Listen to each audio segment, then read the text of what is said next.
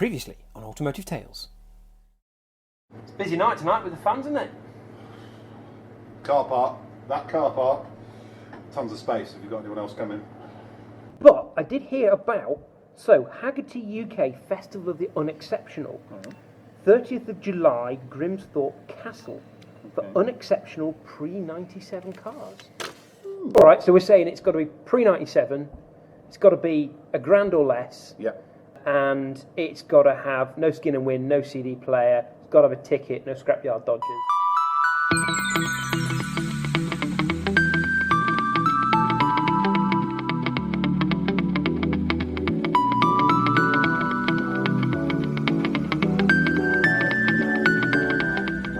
I did not know that there was another 5:30 in the morning. But apparently this is what we do for the love of cars.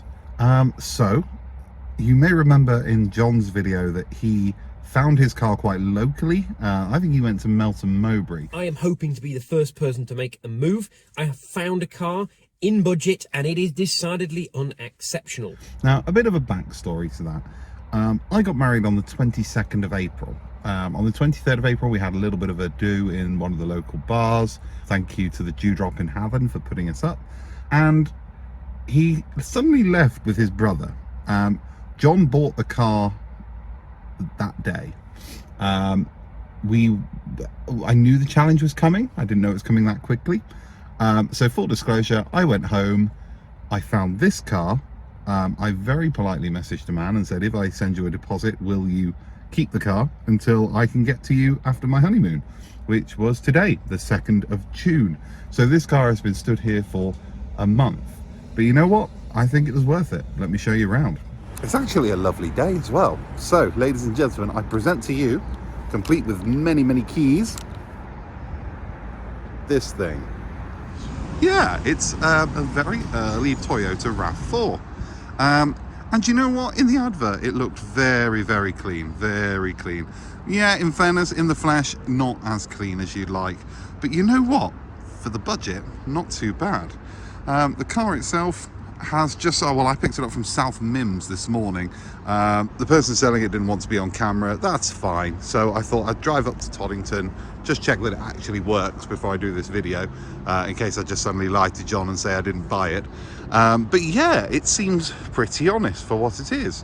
I'll take you for a bit of a tour around and show you what I've found so far. But yes, this is a Toyota RAV4 2-litre GX, and I think it's 4-wheel drive. So we do have some blemishes. There's blemish number 1, blemish number 2, and well hidden blemish number 3, which has sort of put some rust down on the bodywork there, a little bit of a ding. Other than that, and the fact that this fuel filler cap doesn't lock, you know what? Really not bad for a 25-year-old car. It's obviously been parked for a while. It's very dusty. However, this car came with 11 months MOT. Let me show you inside. It is 90s goodness in here. I am feeling it. I am feeling it. So very, very Toyota dashboard. However, what's the one thing that strikes you about this 25-year-old car when you look at this? Yeah, me too. 66,822 miles. This thing's barely run in. I'm really impressed with it. You know what? It's very utilitarian. I can see, in terms of on there, yeah, there are a couple of lights that will come on. That bottom thing there literally just seems to hold the indicator icons. Having a look through around the car, yep, there's some things that don't work. The mirrors do work, which is great. The driver's side window does not, but the other 3 do. Looks like it's got a decent sound system in there, except, that doesn't work either. So I think I'm going to need to try and find, hopefully for free, an original RAV4 head unit, because this is definitely not one of them.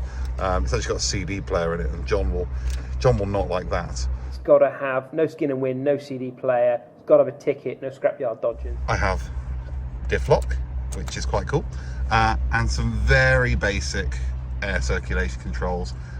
No air conditioning as far as I can see. Spanish gearbox, so that fulfills the criteria.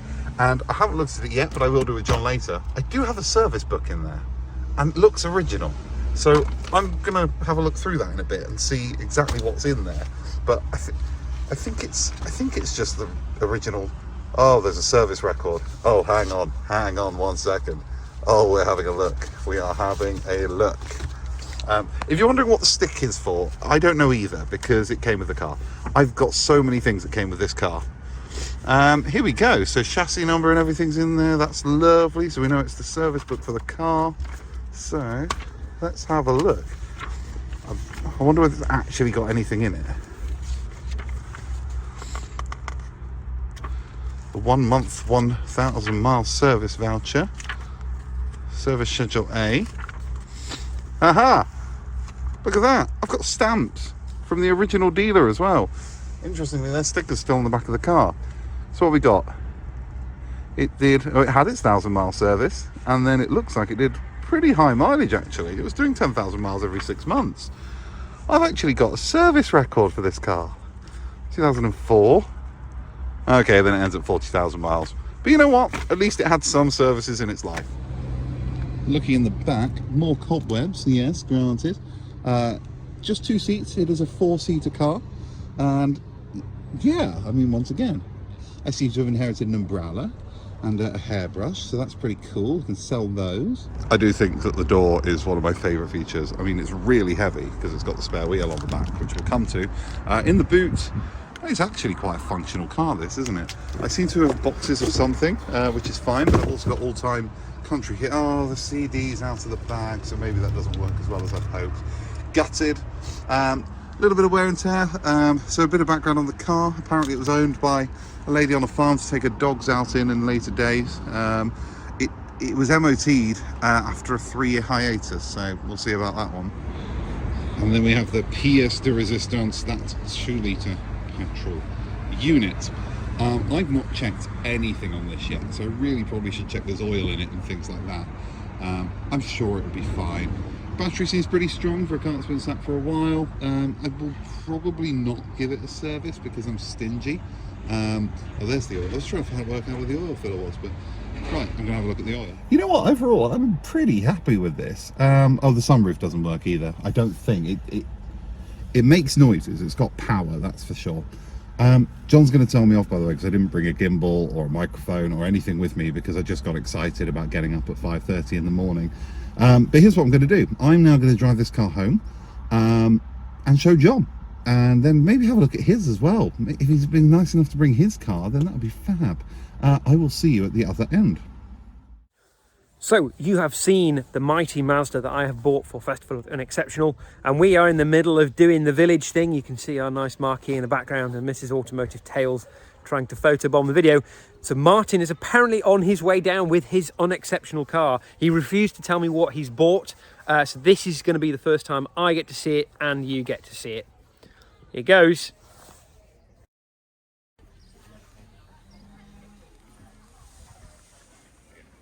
Okay.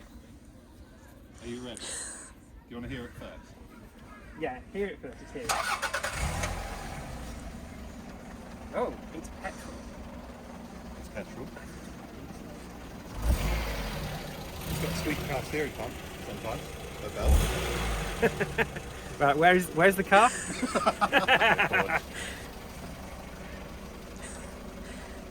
It's going to be warm. It's going to be very hot.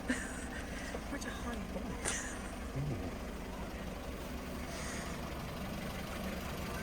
Can we give him any clues? No, he'll get it. The window's open, sorry. I'm surprised you didn't go straight for the badge. I mean, that's a good place to start.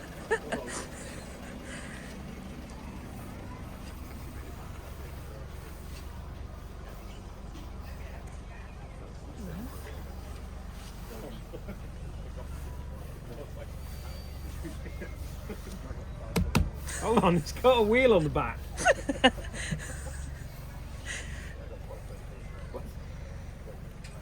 Was it a Forester? No, because it would. Door's open, by the way. I can't work out the badges from.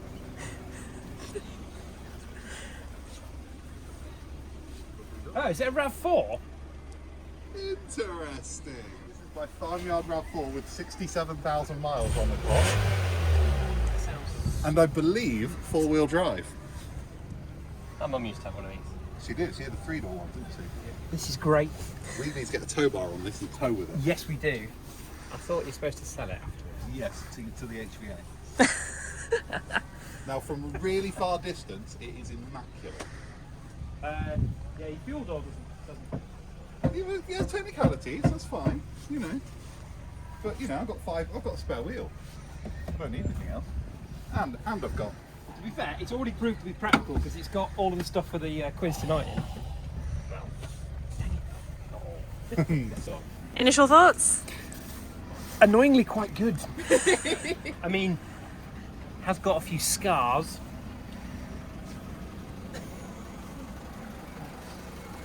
It's got a few scabs.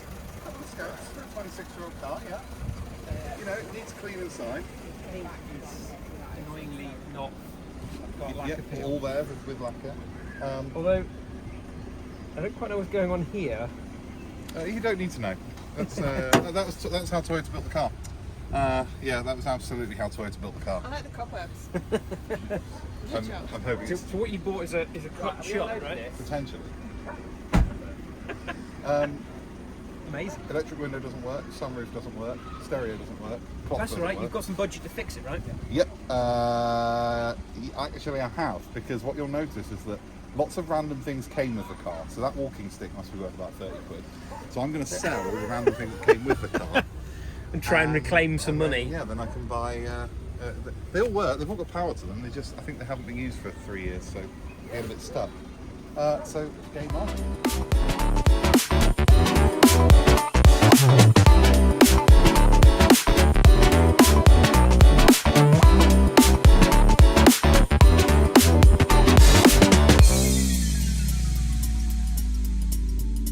Next time on Automotive Tales.